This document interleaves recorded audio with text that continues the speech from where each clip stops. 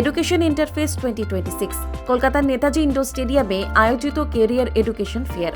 উদ্বোধন অনুষ্ঠানে উপস্থিত ছিলেন শ্যামপুকুর বিধানসভার বিধায়ক পূর্ণিমা চক্রবর্তী, বরানগরের বিধায়ক সজল ঘোষ সহ একাধিক বিশ্ববিদ্যালয়ের বিশিষ্টজনেরা। আজকে আমার ছেলেরা উড়িষ্যায় পড়তে যায়, আমার ছেলেরা উড়িষ্যায় চাকরি করতে যায়।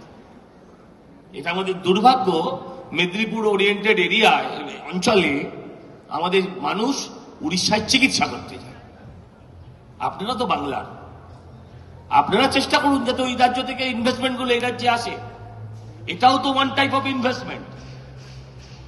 সবসময় যে ইন্ডাস্ট্রিয়ালি ইনভেস্টমেন্ট হবে তা তো নয়। তাই আমি আপনাদের কাছে, আমার জ্ঞান কম, আমার ডিগ্রি কেনা হয়নি, আমি আপনাদের কাছে আবেদন করছি।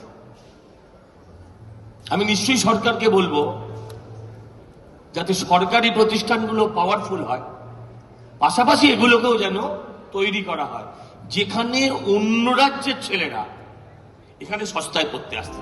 সদ্য যে সকল ছাত্রছাত্রীরা উচ্চ মাধ্যমিক দিয়েছে তারা ভবিষ্যতে কি নিয়ে এগোতে চান সেই নিয়েই বিস্তর আলোচনার উদ্দেশ্যেই এই অনুষ্ঠানের আয়োজন।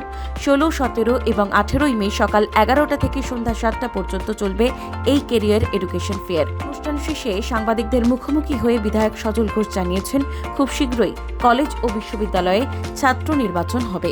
হ্যাঁ, নির্বাচনটা আবার রাইট, ইউজিসি দেয় এই রাইট কারার অধিকার এদের নেই, কোনো সরকারের নেই। দুর্ভাগ্যবশত কোনো ছাত্র সংগঠন ইনক্লুডিং আমার কেউ এটা নিয়ে কথা বলে। আপনারা কি নির্বাচনটা করাবেন সজলদা? হবে ছাত্র সংগঠন 100% হতে হবে, আমি যেটা দাবি করব। শুভেন্দু বাবুও ছাত্র রাজনীতি থেকে আসা, দাবি করতে হবে না, উনি নিজেই করবেন। উনি ছাত্র রাজনীতি প্রপারলি করেননি। শুভেন্দু বাবু আর এর মধ্যে একটা তফাৎ আছে। কলেজের জিএস হয়ে এসছে, আমরাও যেমন কলেজের জিএস, আর বললাম না, আমরাও যেমন কলেজের জিএস সেরকম উনিও কলেজের জিএস। বলছি কি দ্রুত ছাত্র নির্বাচন দেখতে পাবো আমরা? আশা করছি এবছর থেকে দেখতে পাবো।